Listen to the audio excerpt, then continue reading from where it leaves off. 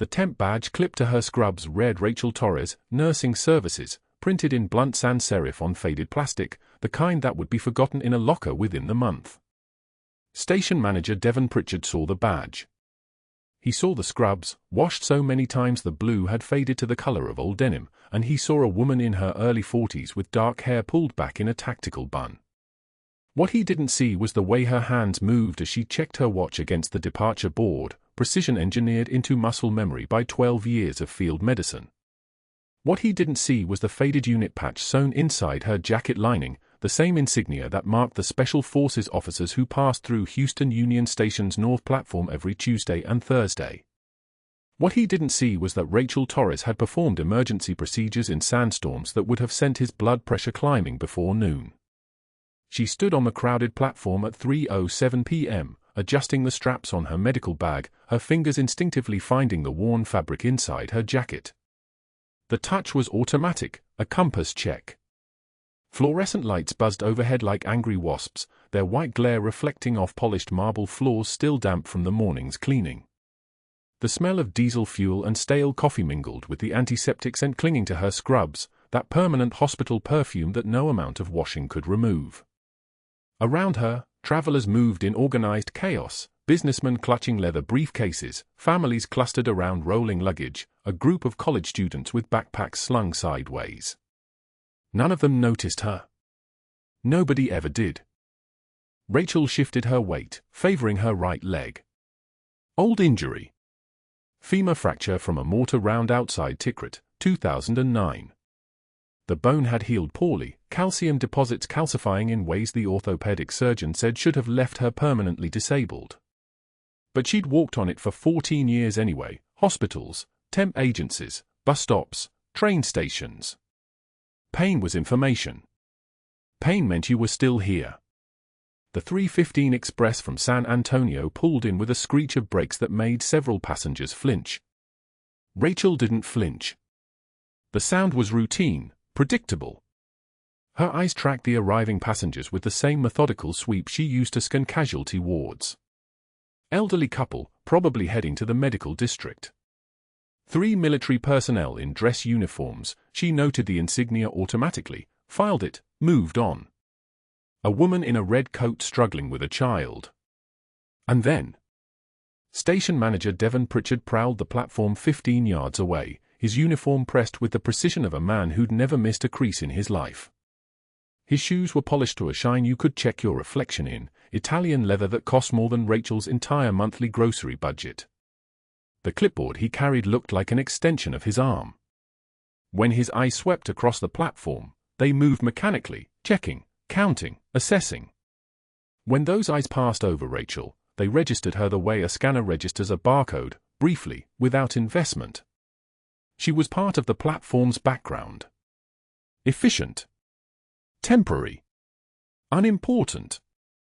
Her hand found the patch again inside her jacket, and she pressed it once, feeling the worn cotton and frayed edges. Her son's unit patch. Same insignia. She'd sewn it into the lining 3 years ago after his deployment to Tikrit, a talisman that meant if she closed her eyes, she could pretend he was here on this platform instead of 8,000 miles away.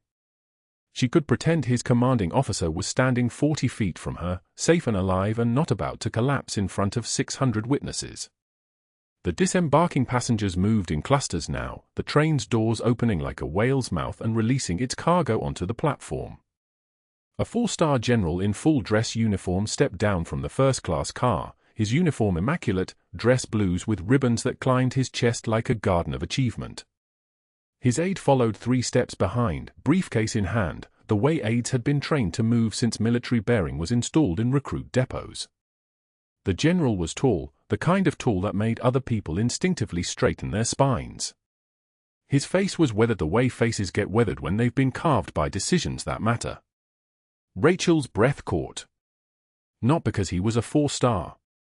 Not because his presence commanded attention the way powerful men's presences always commanded attention. She caught her breath because his uniform bore the insignia. The same insignia. The Special Forces diamond and dagger patch sewn onto his sleeve, the same unit, the same command structure, the same exact configuration as the one she'd sewn into her jacket lining. The 3rd Battalion. Tikrit deployment. Her son's unit. She took one step forward without thinking about it. Then caught herself. Stopped. Her hands were steady. Her breathing was steady. But something inside her chest had shifted, like a door opening onto a room she'd locked for 3 years. The general walked across the platform with the kind of gait that came from leading men through hostile terrain. His aide stayed at 3 paces. Neither man seemed to notice Rachel, and that was correct. That was the natural order of things. A temp nurse in faded scrubs didn't occupy the same visible space as a 4-star general. She was background. Statistical noise. The kind of person who existed in the gaps between important people. But she kept watching anyway. 12 years of training had given her the ability to observe without being observed, to file away details that seemed trivial to ordinary eyes. The general's color was slightly off, not alarming, not yet, but darker around the temples than around the eyes, a suggestion of systemic stress the way weathered paint suggests moisture beneath. His breathing was visible. She could see his chest moving from 20 feet away, and that wasn't normal for a man standing still at a train station on a Thursday afternoon. She made a note of it.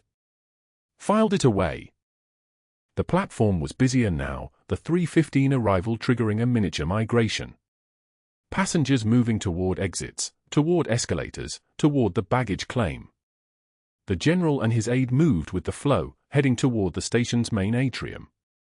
Rachel turned slightly, keeping them in her peripheral vision. Not watching. Just aware. The way prey animals are aware of predators even when looking away. Devon Pritchard was checking his clipboard again, marking something off with the satisfied air of a man whose world was ordered and controllable. His shoes squeaked slightly on the marble floor, that polished leather against that polished surface creating a sound like rubber erasers on paper. The sound was irritating. Everything about Pritchard seemed designed to irritate, from his pressed uniform to his flagrant assumption that he understood what was happening on this platform. He didn't understand anything. Rachel adjusted her medical bag again. Checked the clasp. Verified her supplies were secure. The insulin syringe was in the pocket of her scrubs, along with her gloves and a penlight. The trauma shears, the ones with the scratched call sign engraved on the handle, were clipped to her waistband under her jacket. She was ready. Not for anything specific. Just ready. The way soldiers were always ready, even on platforms in train stations, even 23 years after enlisting, even 7 years after disappearing. The general and his aide had made it to the atrium now, where the crowd was thinner. Rachel could see them clearly, the general walking with that command-present stride, the aide maintaining his 3-pace distance, both men looking like they belonged in a world made for people like them. She looked at the insignia one more time. That patch. That unit. That exact configuration of diamond and dagger that meant her son was alive somewhere, walking free, breathing air that she also breathed. It meant the general was connected to that world. It meant something. She was still thinking about what it might mean when the general's pace suddenly changed. Not slowed. Changed. The way movement changes when the body stops cooperating with the mind's instructions. He took another step. His aide said something inaudible. The general reached out, not for support, not yet, but reaching nonetheless, and his hand found the marble railing. His aide's voice rose slightly. Concern. Recognition that something had shifted. And then the general's knees buckled. It happened fast enough that the handful of witnesses on the platform didn't initially understand what they were seeing. One moment a 4-star general was standing upright with purpose. The next moment he was falling, gravity finally winning an argument he could no longer contest. His aide lunged forward with surprising speed, reaching but not catching, because catching 8-foot-tall men in dress uniforms is something aides aren't trained for. The general went down hard, his uniform hitting the marble with a sound like a sack of concrete. His aide was shouting now. Words weren't clear, but the tone was unmistakable. Help! Emergency! The end of normal. The crowd froze for exactly 1.3 seconds. Rachel counted. Training made her count. Then panic rippled outward like a stone hitting water.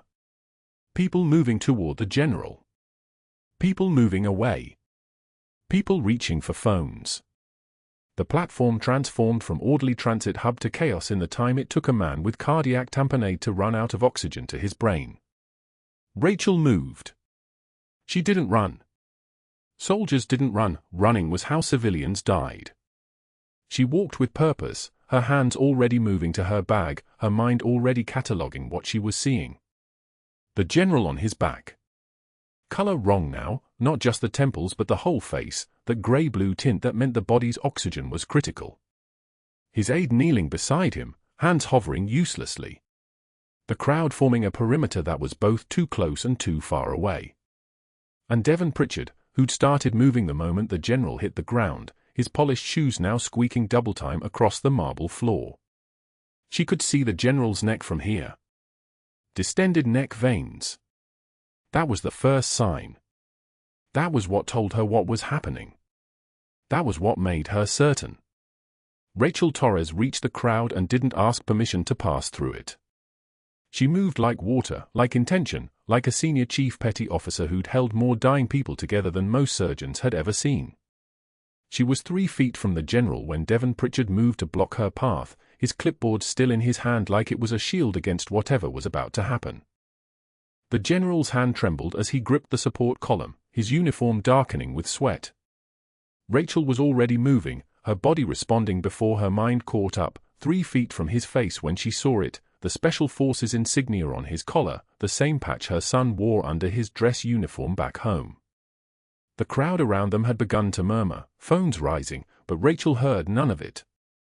She heard only her training, only the sound of a man whose heart was about to fail. She pushed through the gathered passengers with the fluid precision of someone who'd done it 1,000 times before, her temp nurse badge swinging against her scrubs. The general's lips were already losing color, pale, then ashen, then the blue-gray of someone whose oxygen was running out. His breathing had turned shallow, almost gasping. Rachel dropped to one knee beside him, her fingers finding his carotid artery before she'd fully registered his collapse. Pulse thready. Pressure dropping. Distended neck veins. That was when she heard the squeak of polished shoes on tile. Devon Pritchard moved with the deliberate authority of a man accustomed to being obeyed, his station manager's blazer pressed with enough precision to cut glass, his clipboard held like a weapon. He was tall enough that his shadow fell across the general's face. When he spoke, his voice carried the particular disdain reserved for people he'd already decided were beneath him. Step back. Medical personnel only. Liability regulations. Rachel didn't look up. Her hands were already on the general's shoulder, checking his responsiveness, her voice steady and low. I'm a nurse. Rachel Torres. He's showing signs of. I said step back. Pritchard's hand came down on her shoulder, his grip firm enough to communicate that this wasn't a suggestion. He pulled her away from the general with the casual certainty of someone who'd never encountered resistance. Rachel felt the fingers of her right hand slip from the general's arm as Pritchard repositioned her, putting himself between her and his patient. The crowd tightened. Phones rose higher. Rachel could feel the sudden shift in energy, the moment ordinary people sensed something was wrong, not medically, but socially. An authority figure was being asserted. Someone was being put in their place. Rachel straightened, pulling her temp agency badge from her pocket. It was laminated, creased from 100 shifts, the photo from 8 months ago when she still believed a clean start was possible. I'm certified. Advanced life support. He needs immediate assessment. Look at his neck. Temp nurses don't touch VIPs, sweetheart. Not on my watch. The word hung in the air like something toxic, and Rachel heard the woman next to her inhale sharply. Sweetheart. Diminishment wrapped in a single syllable. Pritchard was already moving toward his radio clipped to his belt, and he pressed it with the precision of someone about to perform for an audience. Dispatch, this is Station Manager Pritchard at Platform 6. Got a situation here. Unidentified individual in medical distress, but we've got a temp nurse trying to intervene. Need you to verify credentials on this one before we have a liability issue. He read her badge number slowly, deliberately, each digit stretched out like he was spelling it for someone hard of hearing. The gathered crowd had gone quiet, not the quiet of concern, but the quiet of witnessing a public correction. 60 seconds passed. The general's breathing grew more labored. His skin was taking on a waxy quality, and Rachel could see the subtle collapse of his chest wall, accessory muscle breathing, a sign his body was already beginning to fail. Every second was information. Every second was data that mattered. Pritchard's radio crackled back with the tinny voice of dispatch. "Station manager, we're checking now. Stand by." 20 seconds of static. 30. Then, station manager, temp agency on file shows no record of advanced certifications for Rachel Torres. Basic certification only, expired. It wasn't true. Her advanced cardiac life support certification was current, carried in her scrubs pocket, but Rachel understood in that moment the real nature of authority. It didn't require accuracy. It required confidence and the ability to make others doubt themselves. Pritchard turned to face her, and his expression had shifted into something approaching satisfaction. Behind him, the general's head had slipped sideways against the column. His eyes were half closed now, that particular glassiness that meant minutes were running out, not hours. Rachel had seen that look before, in the face of a Marine whose femoral artery had been severed by shrapnel outside Tikrit, in the eyes of a translator whose internal bleeding had accelerated past the point of return. She knew exactly how much time he had left. "Here's how this is going to work," Pritchard said, his voice loud enough for the entire crowd to hear. "You're going to pick up your little bag, and you're going to step away from this situation before you kill someone important. The professionals are here now. That's your cue to exit." The woman next to Rachel gasped audibly. Someone in the crowd said something Rachel didn't catch. The general's breathing had become a thin, irregular wheeze, the sound of a man whose lungs were filling with fluid that had nowhere else to go. Rachel took one measured breath. She didn't tremble. She didn't retreat. She met Pritchard's eyes with the perfect composure of someone who'd held dying people in her arms in the dark, who'd made impossible decisions while explosions rattled the earth around her, who'd learned that the worst things in life required a steady hand and a quiet voice. A single tear escaped down her left cheek, not from fear, not from humiliation, but from the certainty of what she was watching happen, the knowledge of exactly what would occur in the next 7 minutes if she did what this man had ordered. She wiped the tear without breaking eye contact. "When he dies in 7 minutes," she said, her voice so calm it barely registered above the ambient noise of the station, "I hope your policy manual comforts you." She stepped back. The crowd parted, phone still recording, and Rachel could feel the weight of observation, not support, but witnessing. Pritchard was already radiating dispatch again, his voice taking on the satisfied tone of a man who'd successfully asserted dominance. "Situation under control. Unauthorized personnel secured. ETA on transport." The station doors burst open and 2 EMTs entered with the controlled urgency of professionals responding to a cardiac call. They were moving fast, stretcher wheels squeaking against the tile in a rhythm that sounded almost like a metronome, counting down. Rachel watched them begin their assessment, watched their eyes move across the general's presentation, distended neck veins visible even from a distance, the muffled quality of his heart sounds that meant fluid had accumulated in the pericardial sac, the shallow ineffective breathing of someone whose body was drowning from the inside. The EMTs hesitated. Not for long, maybe 3 seconds, but Rachel saw it. That moment of uncertainty, that fraction where they recognized they were looking at something beyond their standard protocols. One of them reached for an fall line. The other began setting up oxygen. Good steps, correct steps, but they wouldn't matter. They wouldn't matter because they weren't addressing the fundamental problem, the fluid compressing the general's heart, the pressure that was slowly crushing his ability to pump blood to his brain. 53 seconds. 54. 55. Rachel's hands remained at her sides, perfectly still, while she watched the general's color deepen from blue-gray to purple-gray.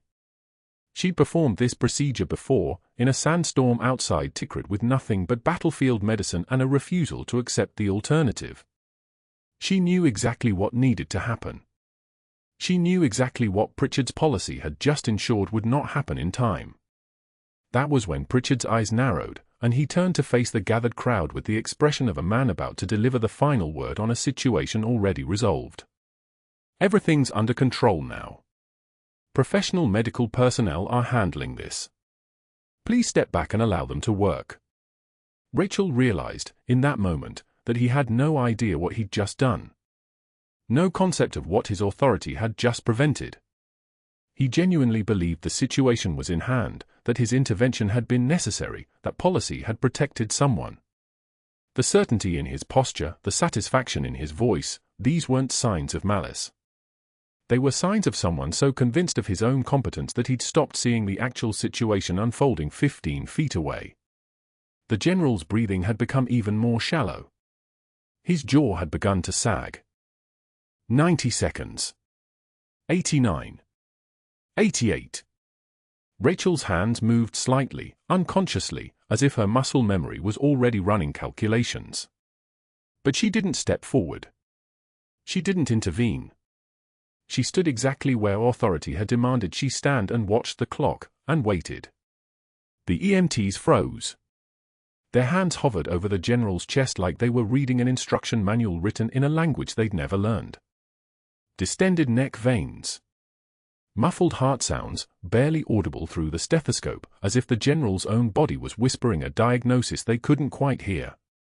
One of them, younger, maybe 26, looked at his partner. The partner looked back. Neither moved. 50 seconds. That's how long Rachel stood exactly where Pritchard had positioned her, 30 feet away, watching oxygen saturation numbers she couldn't see but could calculate from the color draining from a man's lips. The crowd had gone quiet in that specific way crowds do when they realize they're watching someone die in real time. Rain drummed against the station's cathedral ceiling.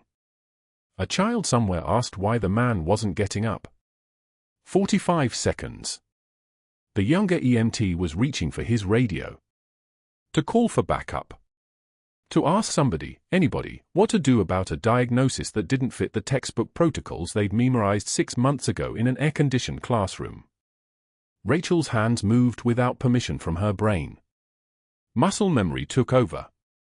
The kind of muscle memory that doesn't forget, that lives in the tendons and synapses, that survives 8 years of civilian life and pretending to be somebody she wasn't. 30 seconds. She crossed the platform in 4 strides. Nobody stopped her. Pritchard was already on his radio with his supervisor, already calculating how to protect himself from whatever liability was about to detonate on his watch. Rachel dropped to her knees beside the general, and the crowd shifted, sensing the temperature in the room had just changed. This wasn't a nurse asking permission anymore. This was something else entirely. She reached into her scrub pocket for the insulin syringe. The needle was 26 gauge, thin as a hair, designed for diabetics. Not designed for what she was about to do. She pulled the ballpoint pen from her badge holder, the cheap plastic kind, the kind that cost 49 cents at any drugstore, and disassembled it with fingers that had performed this motion in a sandstorm outside Tikrit, in the dark, with rounds hitting concrete 3 feet away. The barrel. She kept the barrel. The rest she dropped. "What are you doing?" the older EMT said. It wasn't a question. It was a warning. "Second intercostal space," Rachel said. Her voice had changed. The deferential tone was gone. Midclavicular line. The fluids compressing his heart. "You can see it." Distended veins. Muffled sounds. Textbook tamponade. She didn't wait for permission. Permission was a luxury for people who had time. The general's chest rose and fell in increasingly shallow gasps, like a man drowning in air. Rachel located the space between his ribs, the anatomy unchanged from every human she'd ever learned on, whether in a classroom or in a forward operating base with mortar fire walking across the roof. She guided the needle through the skin, through the muscle layer, through the parietal pleura, until the barrel of the pen touched his chest wall. 20 seconds. The hiss. That's what nobody ever prepared you for. The sound of compressed air escaping when you hit the pressurized space, like opening a sealed can, like a held breath finally released. Gasps rippled through the crowd, not from the general, who couldn't gasp, but from the witnesses who understood in that moment that they were watching someone be pulled back from a very specific edge. Rachel drew back on the syringe plunger. Blood. Dark venous blood mixed with serum, the accumulated fluid that had been squeezing the general's heart like a fist slowly closing. 20 milliliters. 30. 40. The color returned to his face like someone was turning up the saturation on a photograph. His lungs expanded. His lips shifted from blue-gray to something approaching human. The monitor they'd attached began beeping faster, stronger, not the chaotic rhythm of a rest, but the organized march of a heart that had been given space to beat again. 60 milliliters drawn. The needle came out. Rachel pressed a 4x4 gauze pad to the puncture site. The crowd was completely silent now. Not the silence of shock, but the silence of religious experience, of witnessing something that rewired how you understood what was possible in a 2-minute window on a rain-soaked train platform.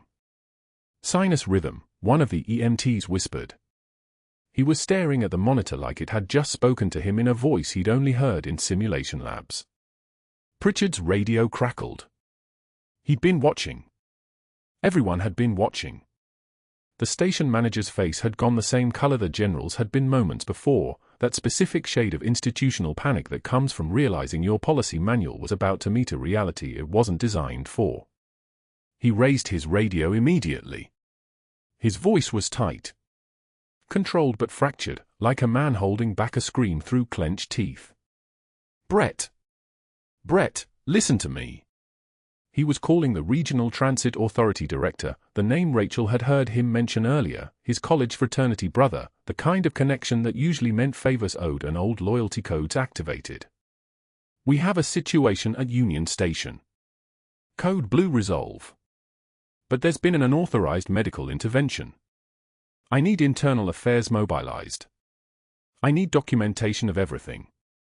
Security footage, witness statements, the whole protocol. Rachel's hands were steady as she taped the gauze in place. The general's breathing had stabilized. Oxygen sat climbing, 79%. 84%. 89%. Safe. Not out of danger, he'd need a chest tube at Oak Creek Memorial, probably a full cardiothoracic workup, probably 6 weeks of recovery, but alive. That was the baseline. Pritchard was still talking, his voice rising now, his tone shifting from panic to something sharper. Defensive. Strategic. She claimed advanced certifications. Performed a needle decompression with improvised equipment. Medical examiner's gonna want to review this, and I want the Transit Authority's liability exposure documented from minute 1. He paused. No, she's still here. The EMTs are securing the patient now. I'm implementing a temporary restricted access pending investigation. The younger EMT was moving, finally, muscle memory overriding uncertainty. He was getting the stretcher, was preparing to transport. He didn't look at Rachel. Nobody looked at Rachel anymore. She'd become the kind of person people didn't want to see, the kind of person who violated the comfortable rules that kept institutions functioning smoothly. Rachel stood. She could feel the weight of the crowd's attention, not admiration, but confusion, the specific confusion of people who'd just watched their understanding of authority and competence get completely reversed. Pritchard lowered his radio. He made a second call, this one more deliberate, each word a calculation. Brett. It's Pritchard. I need you to contact the director. Full internal affairs investigation. The temp agency she came from, Beacon Medical staffing out of Midtown, they clearly aren't vetting properly. I want documentation that this was unsanctioned intervention. I want her credentials audit flagged at every hospital system in the city. The rain kept falling. The platform kept humming with that electric current of a crisis averted. Rachel watched them load the general onto the stretcher, watched his eyes flutter open for just a moment, confusion, then focus, then something that looked like gratitude before the oxygen mask covered the lower half of his face. She didn't wave. She didn't smile. She stood exactly where she was and let station manager Devon Pritchard make his calls, activate his network, begin the process of transforming a life-saving intervention into a liability problem that needed solving before it could be framed as anything else. The general's aide was taking notes. The younger EMT gave Rachel the smallest nod as they wheeled the stretcher toward the ambulance bay. Not gratitude, that would have been dangerous, would have required him to acknowledge what he'd witnessed. Just the smallest recognition from one professional to another that the right thing had happened, even if the institution would spend the next 72 hours proving it shouldn't have. The Transit Authority police officer escorted Rachel down a corridor that smelled of industrial cleaner and fluorescent hum. His hand didn't touch her arm, didn't need to. The badge on her scrubs had already marked her as someone who'd crossed a line that couldn't be uncrossed. The station police office was smaller than she expected, windowless, with a metal table bolted to the floor and chairs that scraped against tile when pulled back. 2 investigators in grey blazers were already waiting. One had a folder open. The other had a voice like gravel in a tin can. "Miss Torres," he began, sliding an incident report across the table. "Walk us through what happened on the platform." Rachel sat down. Her hands remained folded. The general collapsed. "I intervened. Using medical equipment you don't possess certification to use," the second investigator said, tapping a pen against his notepad. "Your temp agency confirms you're listed as an LVN with basic certification only. No advanced procedures. No emergency protocols." "He was dying," Rachel said. "That's not the question we're asking," the first investigator leaned forward. "The station manager, Mr. Pritchard, has raised concerns about credential fraud. He says you told him you were qualified for emergency intervention when your documentation shows." "I never told him that." "But you performed medical intervention without authorization." Rachel didn't blink. "Yes." The silence that followed was the kind that happens when someone refuses to defend themselves. The investigators exchanged a glance. The second one stood, walked to a filing cabinet, and returned with a stapled document. "We've contacted your agency. They're terminating your contract effective immediately. The Transit Authority is banning you from all metro properties pending the completion of this investigation. That's Union Station, the entire bus system, light rail, everywhere. 2-year minimum." Rachel read the papers they slid across the table. Her temporary assignment terminated. Her access badge revoked. Her right to enter the station suspended. The words blurred slightly, but her face remained still. "Is there anything you want to add?" the gravel-voiced investigator asked. "Background information? Prior experience that might explain." Rachel could have mentioned the 12 years. Could have told them about Tikrit, about the sandstorm and the needle decompression she performed in the back of a Humvee outside FOB Ghazni while rounds pinged off the armor plating. Could have pulled up the classified file that officially didn't exist, the one that said she was Senior Chief Petty Officer Rachel Marie Torres, that her identity had been sealed and buried by the State Department to protect diplomatic relations, that she'd spent 18 months learning to be invisible after the Black Site rescue operation that saved 3 American hostages and 4 Allied translators. She could have told them all of that. Instead, she said, "No." "Then you're free to go. Don't return to any metro property. We'll mail the formal notice." Rain hammered Houston 2 days later, the kind that comes sideways, that doesn't ask permission before soaking through everything. Rachel stood at a bus stop she could no longer legally use, holding a cardboard box balanced against her hip. The box contained most of what she owned, a dying succulent tipping sideways in its pot, its leaves brown at the edges like burnt paper, a cracked ceramic mug that read "World's Okayest Nurse" in faded letters, a photograph of her son in his Special Forces dress uniform, Master Sergeant Torres, currently deployed, the faded unit patch she'd sewn inside her jacket lining years ago, the one with blood on it that had never quite washed out, a thermos that had gone cold, and a letter from the temp agency on official letterhead stating that her employment was terminated due to credibility concerns raised by client. Water beaded on the mug's surface. She watched it roll down the ceramic. $17 in her checking account. A hearing scheduled for tomorrow downtown at the Transit Authority building. An email from Pritchard that had arrived that morning, his words precise and smug. I trust you understand why we must take violations of protocol seriously. This is about maintaining standards. The rain tasted like copper. Her phone rang. Unknown number. She almost didn't answer. Ms. Torres. A man's voice, clipped and formal. This is Captain James Halloway, aide-de-camp to General Marcus Brennan.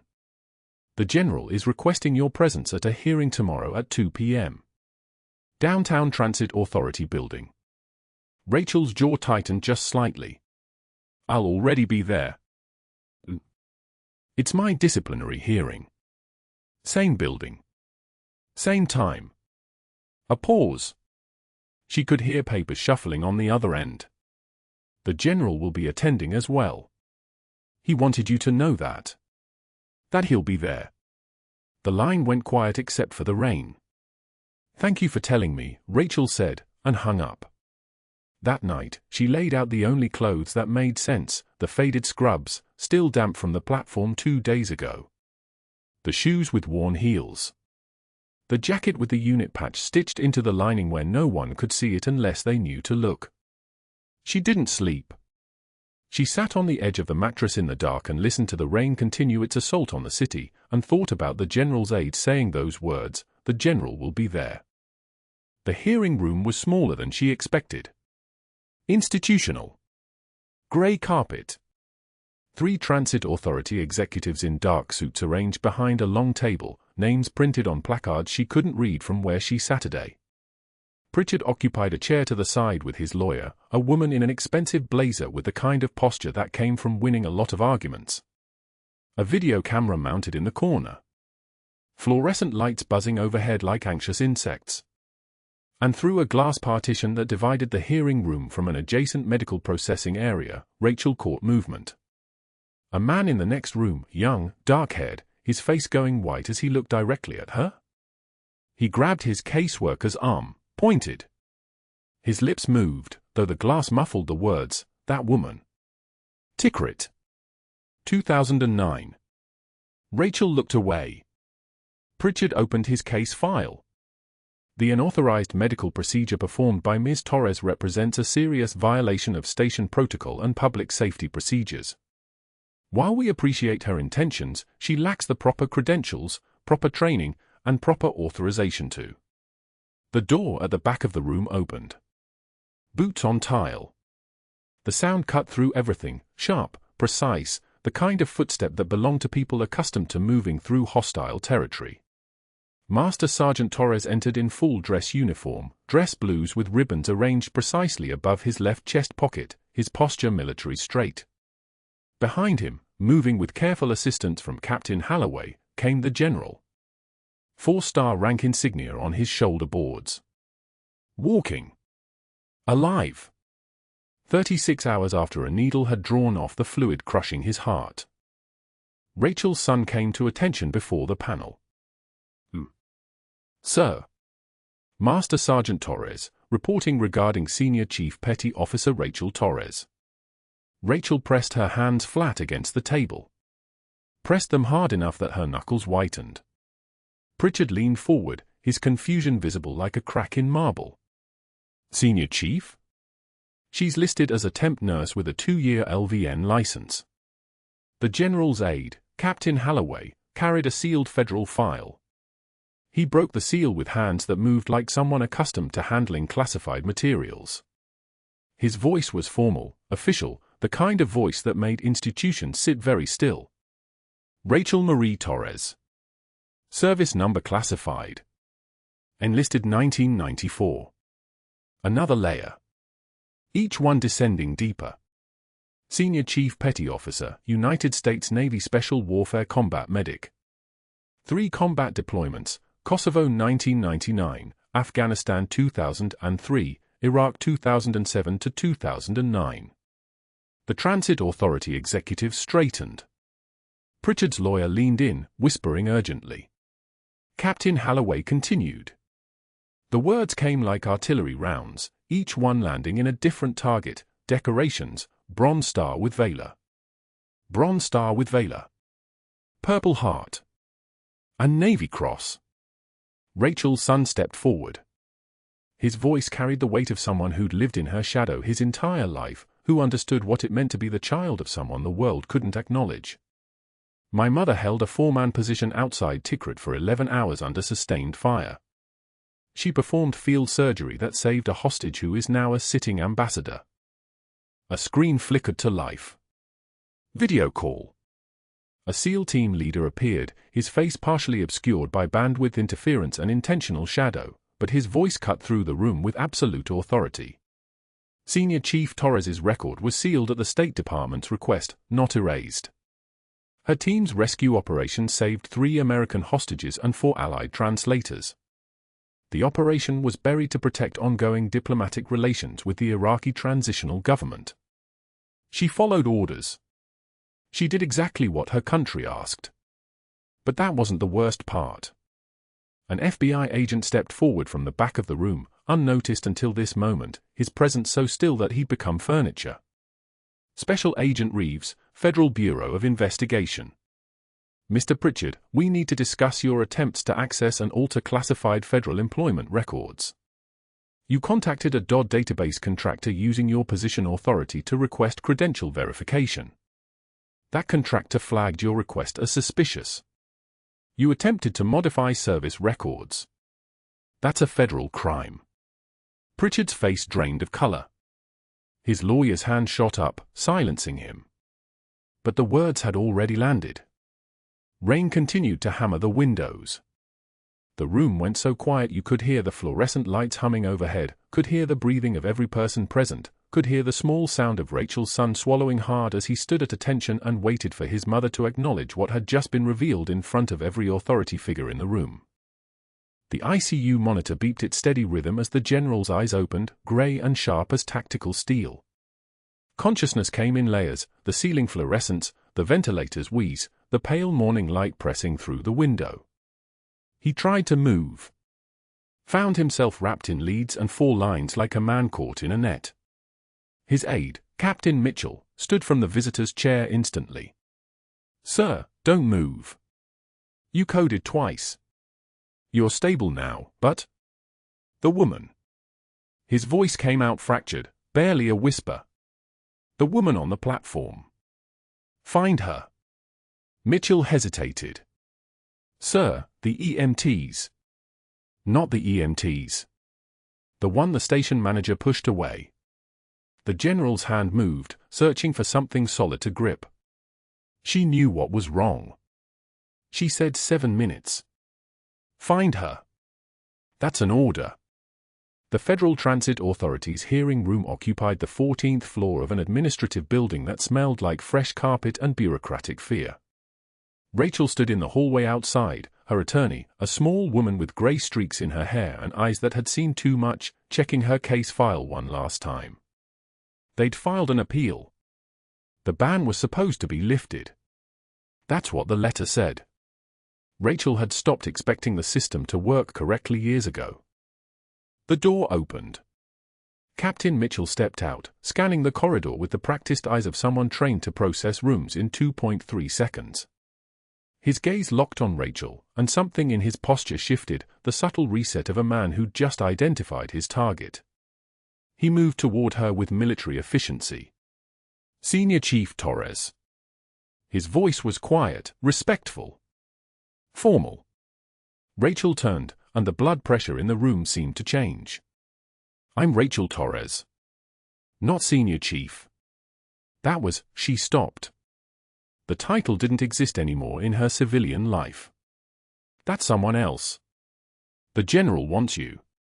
Mitchell's eyes held knowledge she hadn't given him. "He's conscious. He's been asking for you since he woke up. He wants to thank you." Before Rachel could respond, something caught her eye through the glass partition separating the administrative offices from the adjacent medical wing, Oak Creek Memorial's trauma center, where overflow patients sometimes received preliminary assessment before transfer. A man in a hospital gown stood at the window of a treatment room, his hand pressed against the glass. His face had gone the color of old concrete. His lips moved, and though Rachel couldn't hear him, she recognized the word, Tikrit. The man was younger now, maybe 35, with scars that told stories she'd been trying to forget for 15 years. But the eyes were the same. The same eyes she'd seen bleeding out in the sand outside Fallujah in 2009, the same eyes she'd held open with her hands while a Black Hawk spun in for extraction, the same eyes that belonged to a translator named Khalid who was supposed to be dead. His caseworker, a woman in a Department of Homeland Security badge, was saying something to him, trying to redirect his attention. Khalid's hand shook as he pointed. At Rachel. His mouth formed words again. That's her. That's the one from Tikrit. She saved us. She saved the ambassador. The classified file was supposed to stay classified. That was the deal made in 2009, confirmed in 2011, reconfirmed in 2015. The operation didn't exist. The people involved didn't exist. The lives saved or lost in that dust storm near Sanjin were officially sealed behind walls that didn't have doors. The hearing room doors burst open, and Master Sergeant James Torres, Rachel's son, stepped through in dress uniform, pressed creases sharp enough to cut, medals arranged in descending order of prestige, every button reflecting the fluorescent lights like discrete points of evidence that he'd survived, that he'd become something, that his mother's sacrifice had meant something. He stood at the center of the hearing panel's table and moved into position with the rigidity of formal military address. The judge started to speak. The transit authority's lawyer started to rise. The room's air pressure changed. Senior Chief Petty Officer Rachel Torres. Her son's voice didn't shake. His eyes were locked on hers, and when she met them, she saw the moment he understood, the classified part, the buried part, the part that meant she'd been erased from every record that mattered. I'm here to provide context regarding my mother's service record. The Federal Bureau of Investigation agent, a woman with the bearing of someone who'd spent a decade in field operations, stood and placed a laptop on the hearing panel's desk. She opened a file with the official seal of the Department of Defense stamped across the header. 3 combat deployments. 2 Bronze Stars.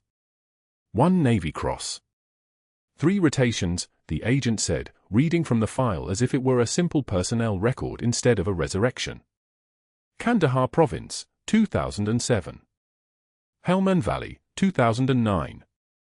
Back to Kandahar, 2011. Sustained 3 separate combat injuries. Received advanced trauma surgical certification in 2008. Commended for leadership under fire in 4 separate after-action reports. The room went so quiet you could hear the fluorescent lights humming, could hear the ventilation system pushing recycled air through ductwork somewhere in the building's bones, could hear the sound of administrative certainty collapsing into dust. The video call came through the hearing room's mounted screen. A SEAL team leader, name withheld, face distorted by security protocol, appeared in tactical gear from somewhere overseas. His voice carried the weight of men who'd made decisions that cost lives or saved them, sometimes both simultaneously. I commanded the operation in Helm and that Senior Chief Torres participated in.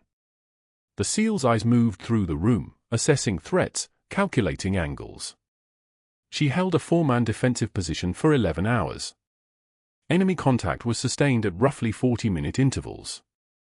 She performed field surgery on a non-combatant with limited equipment and no anesthesia except morphine and discipline. That hostage, I can't identify him per State Department request, is currently serving in a senior diplomatic capacity. Without her surgical intervention, he would have died in the field. She's the reason a sitting ambassador exists today. Rachel's son's hand found her shoulder. His grip was steady. His breathing was steady. He was his mother's child. The agent turned the laptop toward the hearing panel. Security footage began to play, timestamps and metadata visible in a corner, establishing chain of custody, establishing that what came next was real, was documented, was admissible evidence of federal crime. Pritchard's office. His phone to his ear. His voice calm, conversational, the tone of a man making a simple request. Yeah, I need you to check something in the Federal Employment Database. Torres, Rachel. I need anything that shows credential problems, performance issues, anything I can use to justify the ban. The timestamp, 6 hours after Rachel had performed a needle decompression using improvised equipment that shouldn't have worked but did. More footage. A parking garage. Pritchard meeting with his fraternity brother, the regional director, in an interior space where security cameras still recorded everything they believed was private. Brett, this nurse is going to sue. We need to get ahead of it. Can your IT guy access her file, maybe find some discrepancies? The regional director's shoulders tightened. He looked away from the camera, suddenly fascinated by his own shoes. Pritchard's lawyer stood, suit fabric whispering against chair fabric. My client was following standard risk management protocol. Your client attempted to forge federal records to justify a retaliatory ban, the FBI agent said. Her voice had the quality of a blade, thin, sharp, and completely without mercy. She placed printed emails on the table in front of the hearing panel. He contacted a Department of Defense contractor and requested alterations to a classified service member's file. These are his exact words. She read them aloud. Can you make it look like she was dishonorably discharged? Just need something to cover the authority's liability. Pritchard's hand shook as he read his own words displayed in 18-point font, magnified large enough for the entire room to see what he'd tried to hide. His face cycled through denial, then rage, then pleading, the progression of a man watching his career and freedom collapse into the space of 30 seconds. The FBI agent nodded to a uniformed officer standing at the hearing room door. He moved forward with the mechanical precision of someone following protocol he'd followed before, would follow again. The handcuffs clicked around Pritchard's wrists with a sound that echoed in the silent room like the final beat of a dying heart monitor. The click-click-click of metal on bone, of restraint, of consequence finally arriving. Devon Pritchard, you're under arrest for conspiracy to commit fraud, attempted falsification of federal records, and obstruction of justice. Pritchard's voice rose, fractured. Wait, this is a misunderstanding. I was protecting the transit authority. She didn't identify herself properly. She identified herself 3 times on the platform audio, the agent said. Your body cam recorded her saying, I'm a registered nurse, advanced life support certified. You ignored her because she was a temp nurse in faded scrubs. Then you tried to destroy her when she made you look bad.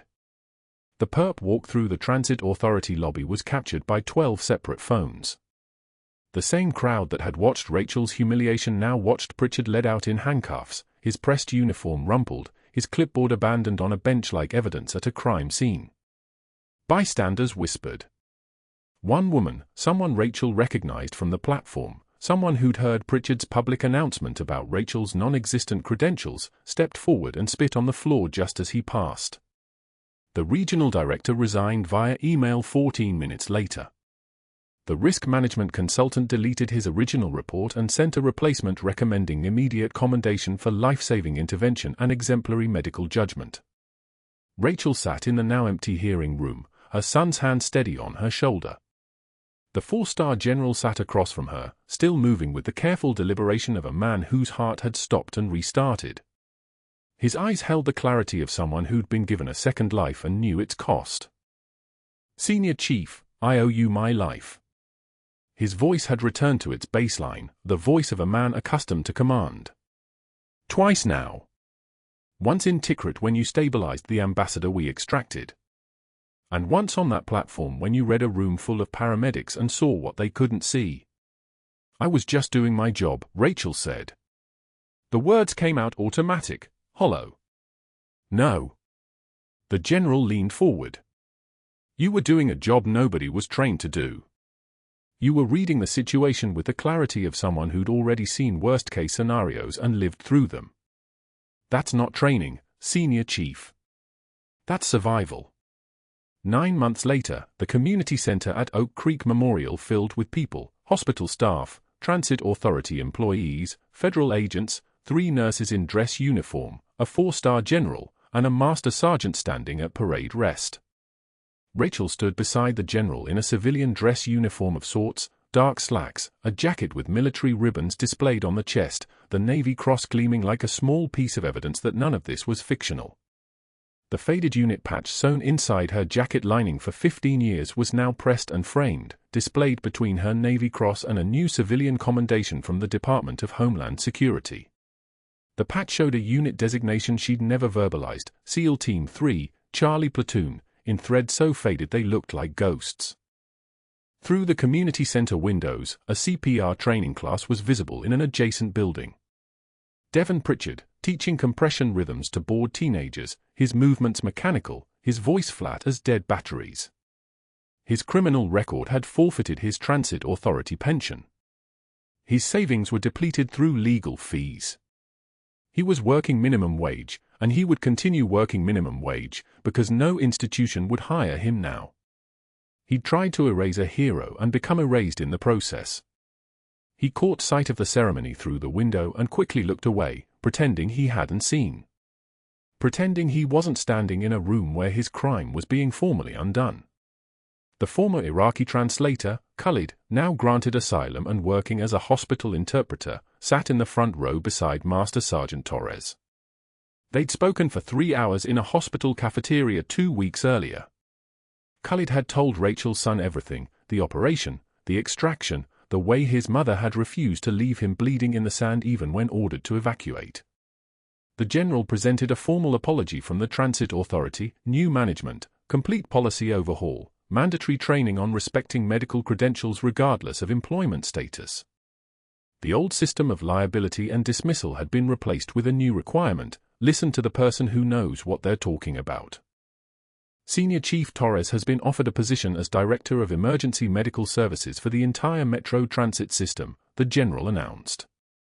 She has chosen instead to work as a field medic supervisor, training other nurses in emergency response. Rachel stepped to the microphone. Her hands were steady now. Steady in a way they hadn't been on that platform, steady in the way of someone who'd finally stopped hiding. I spent years invisible, she said, her voice carrying through the room like a transmission from deep water. And one man tried to erase me completely when I refused to stay that way. But I'm here because staying silent isn't what I was trained to do. I was trained to see clearly. To act. To serve. That doesn't change when you take off the uniform. She looked directly at the window where Pritchard quickly dipped out of view, unwilling to witness his own irrelevance. Not all heroes wear capes, Rachel said. Some wear scrubs. The room erupted.